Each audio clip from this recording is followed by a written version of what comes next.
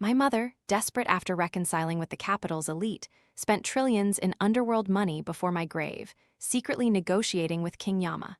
She pleaded with him to let her daughter reincarnate into her womb, promising me a life of comfort and privilege as a wealthy heiress.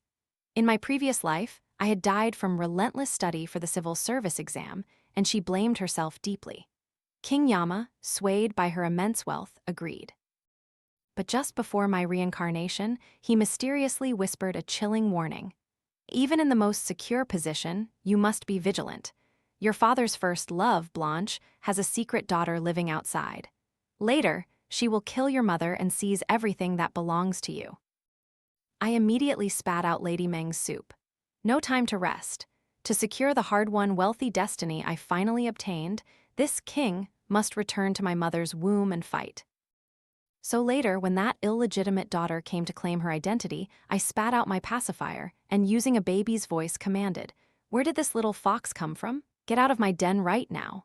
Bodyguards instantly appeared and restrained Tang Xin. She shrieked, "I can do a DNA test. I really am Tang Lichuan's daughter." The bodyguards chuckled. The previous 50 imposters said the exact same thing. Tang Xin didn't know that in my past life, I was a civil service exam champion. I knew how to use my baby voice to warn my mother, "Mom, an illegitimate daughter has appeared. Get rid of her." Thanks to King Yama's reminder, my mother and I had gathered 100 girls resembling Blanche, using a sea of people strategy. By the time I was 7, Tang Xin returned, armed with Blanche's tokens.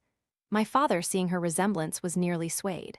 As he was about to acknowledge her, I rushed into Tang Xin's arms, crying, "Sister, you finally appeared. Daddy has been waiting for you for so long." Every time Tang Xin tried to speak, I babbled on, monopolizing my father's attention. Finally, she couldn't take it anymore and pushed me away, sneering, "You green tea bitch, stop acting. I'm here to expose you." But my father, bombarded by her earlier attempts and my feigned innocence, roared, "You uneducated brat, how can you treat Yayo like that?" But the silent war escalated. Tang Xin started diligently attending high society events, meticulously crafting her image. Then, at a party, she made a shocking announcement. "Daddy, I want to marry the Song family's second young master to unite our two families and help you elevate your career." She hooked her arm through Song Lin's, then looked at me triumphantly. "If I take Yayo's status as the legitimate eldest daughter, will she get angry?" I gritted my teeth, forcing a smile. But what came next was truly unexpected. Tang Xin suddenly clutched her belly and screamed, "I'm pregnant with Song Lin's son. Even if they don't marry me, they'll still inject capital because of the baby." My heart instantly skipped a beat, turning cold. Was this heir position like the civil service exam, with only one fixed spot? No matter how hard I tried, would it ultimately not be my turn?